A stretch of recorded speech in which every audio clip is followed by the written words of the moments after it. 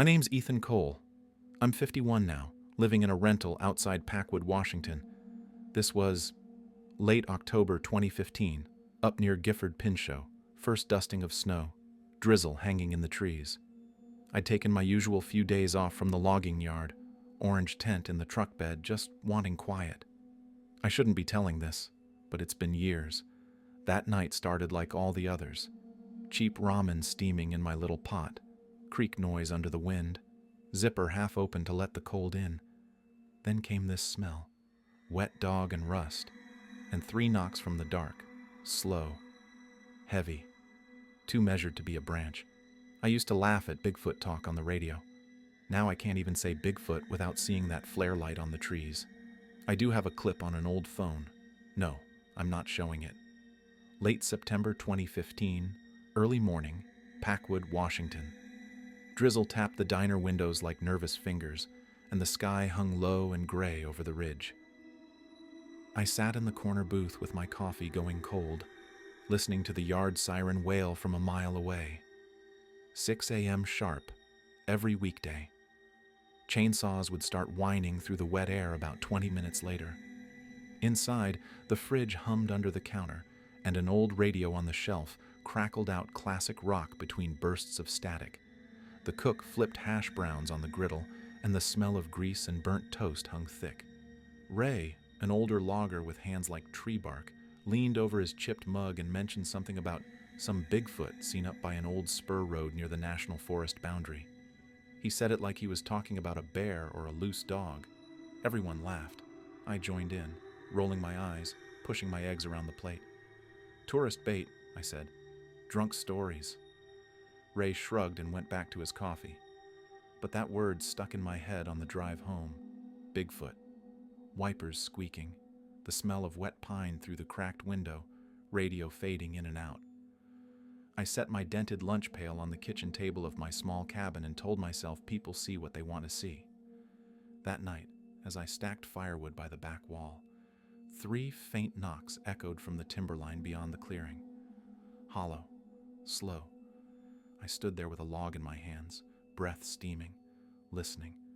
I decided it was just wood settling in the cold. Expansion, contraction, physics. But I listened for a 4th knock that never came, and when I went inside, I locked the door without thinking about it. First weekend of October 2015, late afternoon, same region. Light mist curled through the trees as I loaded my orange tent into the truck bed. I packed a woven basket with canned soup, instant coffee, a box of crackers. The little propane lantern went in last, wrapped in a towel. The cab smelled like chainsaw oil and yesterday's coffee. I'd been doing these solo trips every few weeks for years. Just me, the forest, and a break from the noise of the yard and the town and the radio always yapping about something. I drove an old logging road until the potholes slowed me to a crawl. Gravel crunched under the tires. Branches scraped the paint. I could hear the engine ticking as it cooled when I finally parked near a narrow creek, evening fog settling low over the water. I set up camp on a flat spot about 20 yards from the bank. Crickets started up as the light drained from the sky, and the smell of damp earth and rotting leaves rose up around me. After dark, zipped up in my sleeping bag, the nylon walls whispering with every shift of my body, I heard 3 knocks far off in the trees, low, hollow, like someone rapping a knuckle on a hollow log. The nylon shivered in a faint breeze. Smoke from the fire I'd let die clung to my jacket, mixing with the cold air. I muttered that some Bigfoot nut must be camping nearby, playing games. I forced a laugh just to hear my own voice. The forest went so quiet afterward I could hear my own breath, my own heartbeat. I told myself it was nothing. A woodpecker, maybe, or someone knocking tent stakes in at another site. I fell asleep waiting for the knocks to come back. They didn't. Not that night. But I woke up twice, listening to the creek burble and the wind hiss through the firs, wondering if I'd imagined it or if someone was still out there, watching my little orange tent glow like a lantern in the dark. In the morning, I packed up and drove home. The whole way back, wipers squeaking, I kept glancing at the rearview mirror, half expecting to see something standing at the edge of the road behind me. Nothing there, just fog and trees. Mid-October 2015, my cabin, a cold, clear night. The AM talk show buzzed from the beat-up radio on my counter, the host taking calls about ghosts and Bigfoot sightings in the Cascades. The refrigerator hummed underneath the static, and I stood at the stove frying eggs, listening to a caller swear a Bigfoot stole his chickens. I snorted, shook my head. I didn't believe in Bigfoot, I say now, into the recorder. Not then. I thought people wanted to believe in something big because their lives were small. I shut the radio off. The cabin dropped into silence except for the wind hissing around the window frame and the soft tick of the stove cooling. I stepped onto the porch with my mug, looked at the dark tree line beyond the clearing. The porch light threw a warm amber circle on the wet boards, and the smell of rain-soaked earth and pine sap rose up from the yard. That's when I heard 3 slow knocks again, this time from somewhere beyond my stacked firewood, maybe 50 yards into the trees. I froze. Mug halfway to my mouth, steam curling up. Then I decided, out loud, that it was just a loose board banging in the wind. I set the mug down and checked the wall with my hand, pressing on each plank. Felt nothing loose. When I went back inside, I locked the door, then locked it again, checking the bolt twice. The radio sat on the counter, its dark plastic reflecting my face like a black mirror. I poured the coffee down the sink and went to bed, but I didn't sleep much. I lay there listening to the cabin creak and the wind push against the walls, and every time a branch scraped the roof, I thought about those 3 knocks. Measured, deliberate, not random. In the morning, I told myself I was being paranoid. Stress from the yard, maybe. Long hours, bad pay, the foreman riding everyone about quotas. But when I walked out to the truck, I saw a line of prints in the mud near the woodpile. Big, barefoot, spaced far apart, like something walking upright. I stood there, breath steaming, staring at them. Then I got in the truck and drove to work, and I didn't mention it to anyone. Late October 2015, morning after a rainy night, near Gifford Pinchot. Low fog hugged the ground like a blanket, and when I unzipped the tent to take a leak, I nearly slipped in fresh mud. That's when I saw them. Huge, bare impressions in the soft earth by the creek. Longer than my boot by half again, toes splayed wide. The edges were crisp and water had pooled inside each print, reflecting the gray sky. I knelt down, my breath steaming in the cold air. The smell of wet soil and algae was strong, mixing with the damp canvas smell from the tent. Bear, I said, just to hear it out loud. But no bear walks like that. I know bear tracks. I've seen them my whole life. These were something else. I pulled out my old phone and snapped a shaky picture, the screen smudged and hard to see in the morning light. Then I stood there for a long time, just staring at the prints, at the spacing, at the depth. As the day went on, I tried to shake it off. I cut kindling with my hatchet, feeling the rough bark under my gloves, listening to the steady thunk of the blade biting wood. The sky stayed pale blue, washed out, and the wind died completely by mid-afternoon. At dusk, the forest went still, unnaturally still. Then, 3 knocks from deeper in the trees, louder than before, slower, deliberate. I stood by the fire ring, hatchet still in my hand, and said, half annoyed, half scared, "If this is some Bigfoot prank, it's not funny." Calling it Bigfoot still felt like a joke, like something you'd say to make kids laugh. But my voice sounded thin in the silence, and I realized I was gripping the hatchet so hard my knuckles ached. I packed the axe a little closer to the tent flap that night, kept checking the zipper pull with my fingers, making sure it was fully closed. I lay there in the dark, listening to the creak and the wind, waiting for the knocks to come again. They didn't. But I could smell it now, that wet dog and rust smell from the first night, faint but unmistakable, drifting through the gap at the top of the zipper. I didn't sleep. By dawn, I was convinced I'd imagined the whole thing. stress, isolation, bad food. But the prints were still there in the mud, filling slowly with morning dew. Same trip, late night, thin moon, near freezing air. Inside the orange tent, I dimmed the lantern to a faint glow and lay in my sleeping bag, fully dressed, boots still on. The nylon whispered when I shifted. Wind rattled the branches overhead, then dropped away entirely. I listened to the creek burble over stones, the sound hypnotic and constant. The smell inside the tent was plastic, sweat, and the faint metallic tang of instant noodles. Then footsteps, slow, heavy, pressing into the wet ground around the tent. You could hear the weight in the way the dirt gave, the faint squelch of mud compressing. The footsteps circled, left side, then behind, then the right side, then stopped. I held my breath. A low, wet breathing joined the soundscape, just beyond the fabric. Deep, rhythmic. Something brushed the tent wall and the nylon caved inward an inch, right over my face. I could see the impression of fingers, or something like fingers, through the orange glow. I whispered, "Bear." But the word didn't fit. Bears don't move like that. Bears don't breathe like that. 3 hollow knocks rang out from a tree just a few yards away, each one making the tent poles tremble.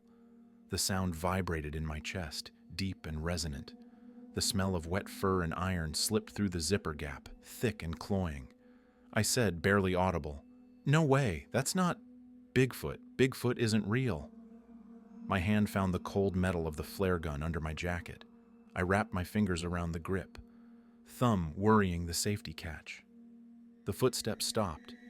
No retreat sound, no twigs snapping or brush rustling. Just sudden total silence, like the whole forest was holding its breath. I lay there, heart hammering, waiting for the tent to rip open or the footsteps to start again. Nothing. Minutes passed, maybe an hour. I don't know. By dawn, I was still awake, staring at the tent ceiling, convincing myself I'd imagined the whole thing. Stress from the logging yard, isolation, bad sleep. That's all. But when I unzipped the tent and crawled out into the gray morning light, I saw prints all around the campsite. Deep, barefoot, circling, and on the nearest tree, about 7 feet up, 3 deep gouges in the bark, fresh, still weeping sap. I packed up in 10 minutes, threw everything into the truck, and drove home without looking back. On the way down the mountain, my hands shook so bad I had to pull over twice just to breathe. At home, I unloaded the truck, hung the tent to dry, and went inside. I didn't tell anyone. What would I say? I think Bigfoot circled my tent last night? They'd laugh. Or worse, they'd look at me like I'd lost my mind. So I kept it to myself, locked the doors, and tried to forget. But I couldn't. Early November 2015, my cabin, overcast afternoon sliding into night. I had a deer carcass hanging from a beam in the backyard, ready to butcher the next morning. The air was sharp with the metallic tang of blood and cold. When I came back from town, just a quick run for coffee and bread, the rope was snapped, the hook twisted sideways, still swinging slightly in, the breeze. The deer was gone. I stood there, grocery bag in one hand, staring at the empty beam. No drag marks in the dirt, just deep, odd prints around the post, the same prints I'd seen by the creek. I squatted down, fingertips brushing the frayed rope fibers. The break was clean, high up, at least 7 feet off the ground. A bear could stand up and pull, I told myself. Bears are strong. But the break was too high, and there were no claw marks on the post. Wind chimes on the porch clinked nervously in the breeze, the only sound in the clearing. That evening, I called the sheriff's office, mentioned some weird tracks around my property, joked about a Bigfoot fanboy stealing my meat. The deputy on the other end snorted. "Maybe it's that Bigfoot finally paying taxes," he said, then changed the subject to whether I'd seen any suspicious vehicles in the area. I said no and hung up. After dark, I stood on the porch, the yellow light spilling onto the empty beam, and stared at the line of firs at the edge of the property. 3 knocks sounded from somewhere in the trees, slow, deliberate. The smell of musk and wet bark rode the breeze, and I felt the hair on my arms stand up. I turned off the porch light for the first time in years, stood there in the dark, watching the tree line, listening to the wind move through the branches. Nothing moved, no shapes, no sounds except the wind and the distant hoot of an owl. I went inside, checked every lock, then checked them again. Then I lay in bed, staring at the ceiling, listening to the house creak and settle. I didn't sleep. I kept thinking about the deer, about the height of the break, about those prints, about the 3 knocks. Around 3 a.m., I heard footsteps outside, slow and heavy, moving along the side of the cabin. I got up, looked out the window, saw nothing but darkness and trees. But the smell was there again. Wet fur, rust, something wild and old. I sat on the edge of the bed until dawn, holding a baseball bat, telling myself it was just a bear or a cougar or my imagination running wild. But I knew better. Deep down, I knew. Whatever had circled my tent was now circling my house, and I had no idea what it wanted. Late November 2015, first light snow, afternoon. I decided one more solo trip would clear my head, get me back to normal, prove to myself I wasn't losing it. I drove further than usual, my truck sliding a little on a thinner, less used road. Snowflakes melted on the windshield, and the wipers squeaked with every pass. The forest was muted, colors washed to gray and dark green, the sky heavy and close. I found a small flat area by an old rusted guardrail, a creek running below through a narrow ravine. I set up the orange tent, hands numb from the cold, breath steaming. Out of habit, I arranged 5 smooth stones in a little circle near the fire ring, something my dad taught me as a kid. "Marks your place," he'd said. "Lets the forest know you're a guest." The smell of wood smoke mixed with cold metal and damp moss as I got a small fire going.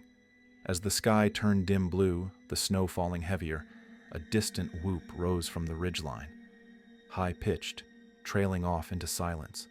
I froze, staring into the trees. After a long pause, 3 knocks answered from another direction like a call and response. I laughed, but it came out thin and shaky. "Okay, Bigfoot," I said, my voice barely above a whisper. "You got me jumpy. You happy?" The wind picked up, making the trees sway and creak.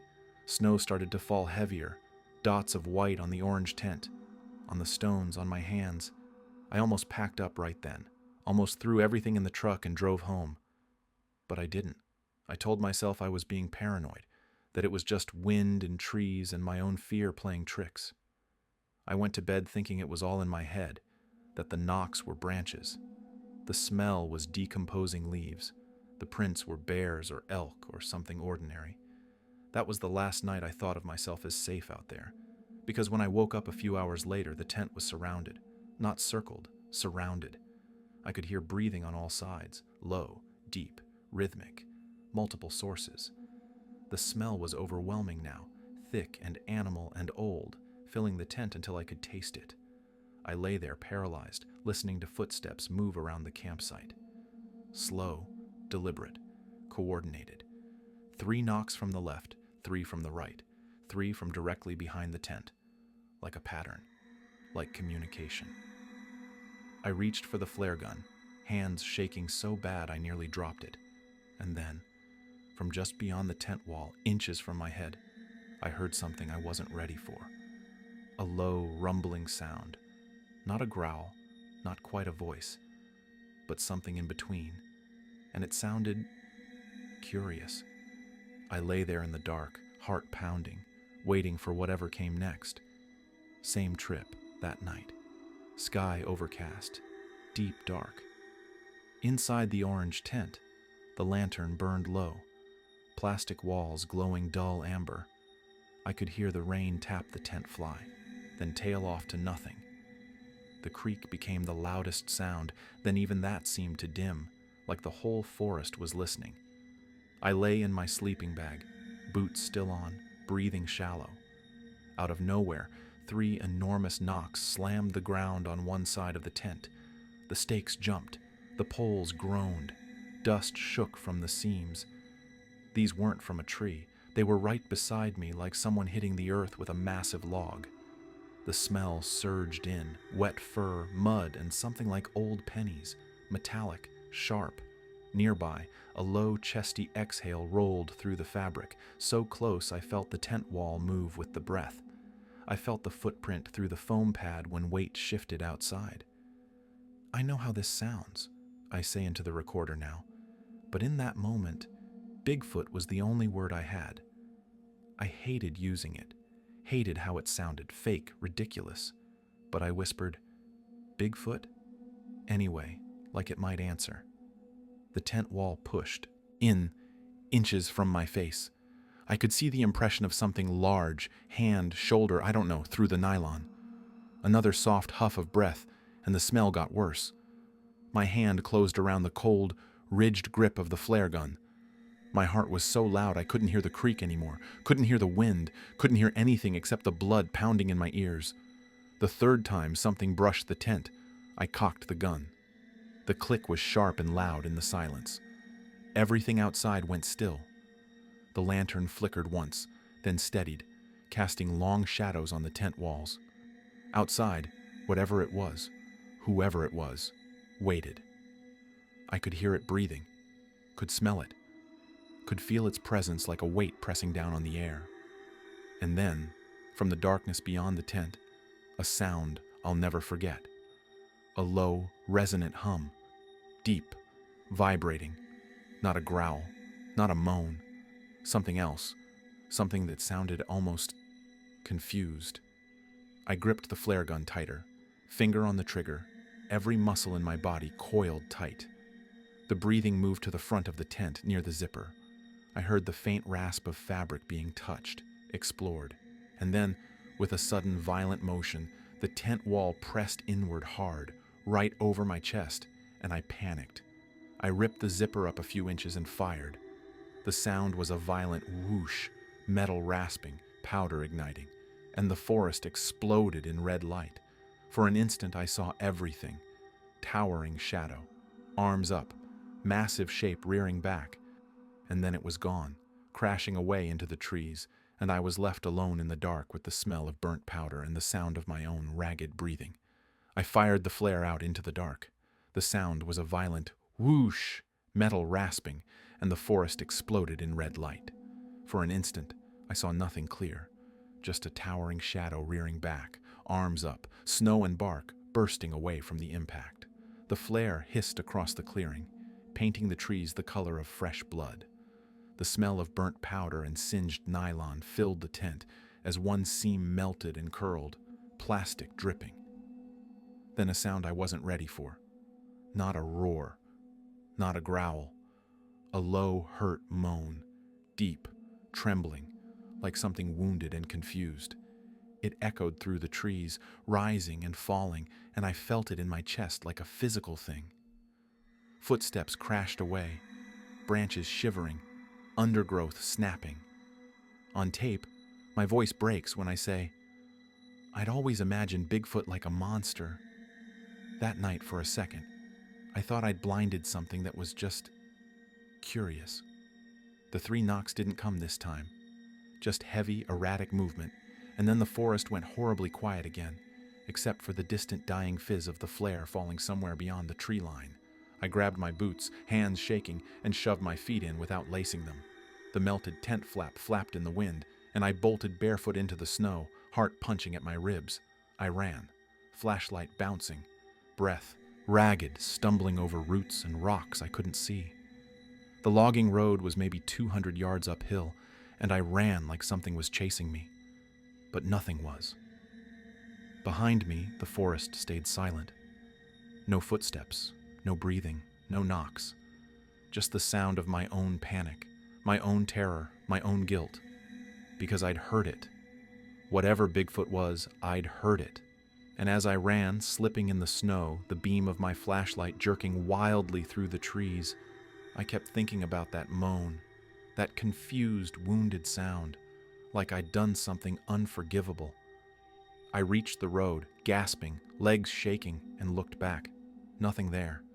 Just dark trees and falling snow and the faint red glow of the dying flare somewhere beyond the ridge. I stood there for a long time, breath steaming, waiting for something to follow me, but nothing did. The forest stayed quiet, and that somehow felt worse. I walked up the road toward where I'd parked the truck, boots unlaced, snow soaking through my socks. Every few steps, I looked back. Still nothing. Just silence and snow and the weight of what I'd done pressing down on my shoulders like a stone. I told myself it was self-defense, that I didn't know what else to do. But that moan stayed with me, echoing in my head, all the way to the truck. And it's still there now, years later, whenever I close my eyes. Minutes later, along the narrow logging road, snow starting to stick to the gravel, breath ragged, flashlight beam bouncing. I stumbled up onto the road, legs shaking, and became aware of footfalls behind me, slow, heavy, matching my speed but not closing the distance. The hair on my neck lifted. I didn't look back, just kept moving, trying to run, but my leg hit a buried rock and I went down hard. Pain shot through my shin and I felt skin tear, the smell of blood and cold iron rising immediately. I scrambled on hands and knees, flashlight rolling away, snow soaking through my jeans. The footsteps behind me stopped. I grabbed the flashlight and pushed to my feet, limping now, and that's when I saw it. Ahead, where the road curved near the rusted guardrail, 3 sharp knocks rang out, metal on metal. Bang, bang, bang.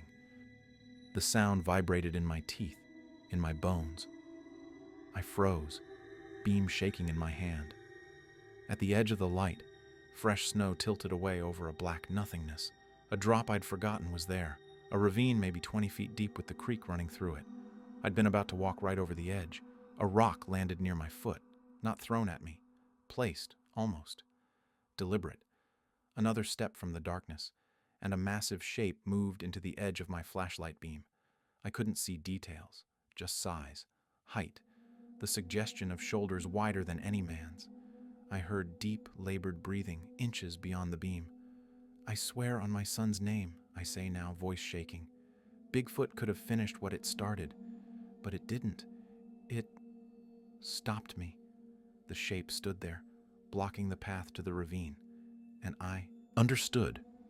It had followed me, not to attack, to warn me, to keep me from walking off the cliff in the dark. Headlights swung around the bend, bathing everything in harsh white light, and in that instant the presence veered off, crashing uphill into the trees with a speed I didn't think possible. A truck pulled up, engine idling. The driver, a young guy in a flannel jacket, leaned out the window, eyes wide. "You okay, man? You're bleeding." I looked down. My leg was torn, blood soaking through my jeans, snow sticking to the wet fabric. Yeah. What the hell happened? I opened my mouth to say Bigfoot, then stopped. The guy was staring at me like I might be drunk or worse. "Animal," I said. "Startled me. I fell."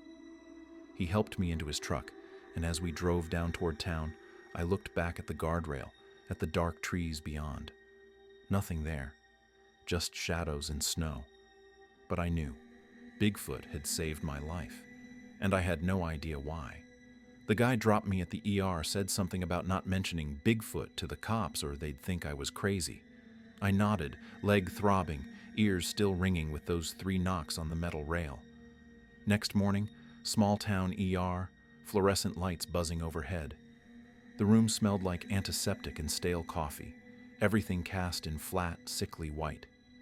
I sat on a gurney, legs stitched, the orange tent fabric, melted and torn, in a plastic bag at my feet. I told the nurse a wild animal attacked my campsite. She nodded, wrote it down, didn't ask questions. When a deputy came to take my statement later at the sheriff's office, paper shuffling, printer whining in the background, I tried the truth. I described the 3 knocks, the breathing, the guardrail, the way it stopped me from walking off the cliff. I said, "I think it was a Bigfoot. I know how that sounds, but I do." The deputy's pen paused. He glanced toward a closed office door, then back at me. "We'll just put bear, okay?" he said quietly. "Bear attack." I pulled out my phone. "I have a video, just look."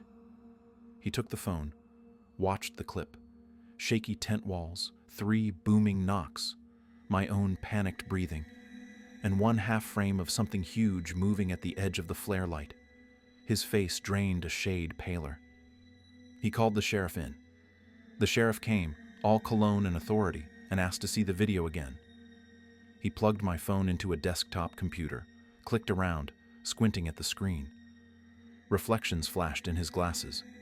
"Huh," he said after a minute. "Must not have saved right." He unplugged the phone, slid it back across the desk. I opened the gallery. The clip was gone.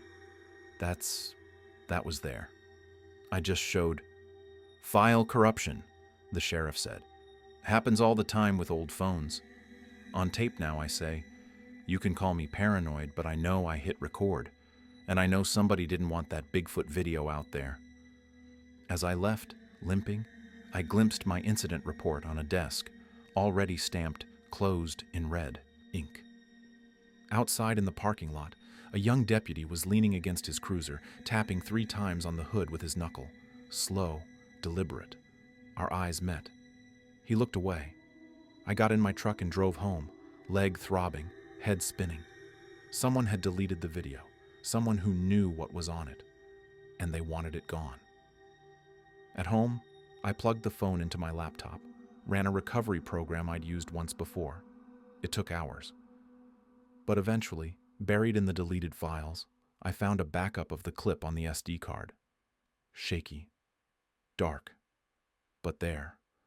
The 3 knocks. The moan. The shadow moving at the edge of the red light. I saved it to a hidden folder, password protected, and swore I'd never show it to anyone. Not because I didn't want people to believe in Bigfoot, but because I knew what people would do if they did. They'd go looking, and Bigfoot didn't deserve that. Years later. Early fall evening, 2023. Same cabin property. I don't camp alone anymore. The logging job is gone, laid off in 2017. I work odd shifts at a hardware store now, ringing up nails and paint while the radio plays overhead. I talk about insomnia a lot. How I fall asleep to the hum of the refrigerator and wake at every tree creak, every branch scraping the roof.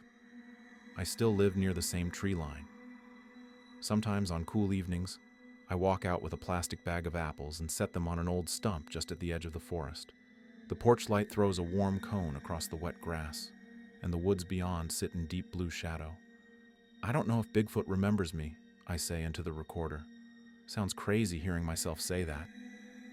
But I keep leaving apples anyway, feeling half stupid, half respectful. Every now and then I check in the morning. The apples are gone. In their place, 3 smooth stones are stacked where none were before. No footprints. Just that faint smell of damp fur and moss lingering in the air. In my kitchen drawer lies the old phone with the video backup I recovered from the SD card, a clip I've never uploaded, never shown anybody else. If I put that Bigfoot video online, I say quietly, crazier people than me will go up there with rifles. As I sit there recording this, a faint knock knock knock comes from somewhere in the woods. Could be a branch, could be memory. I stop speaking until the refrigerator hum is the only sound again. Present day, late November 2024, my porch, steady rain. We're here now, under a sagging tin roof. Rain drums a constant soft tat tat tat overhead. The porch light washes everything in muted amber. Beyond, the trees are vague columns in the mist. I sit in a worn chair, old thermos between my hands, talking into this cheap recorder. Tape hiss rides under my voice. I still hate the word Bigfoot. Sounds fake, like a joke brand of cereal. But when I use it now, my voice dips, like I'm saying someone's name. Whatever Bigfoot is, I murmur. It hit my tent like a freight train, and then it kept me from stepping off a cliff. I fear people more than Bigfoot now. Afraid of what hunters would do if I ever proved it. That's why the clip stays locked away.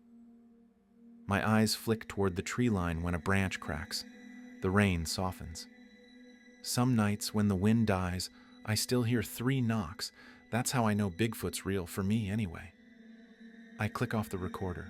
Distant, hollow, knock, knock, knock.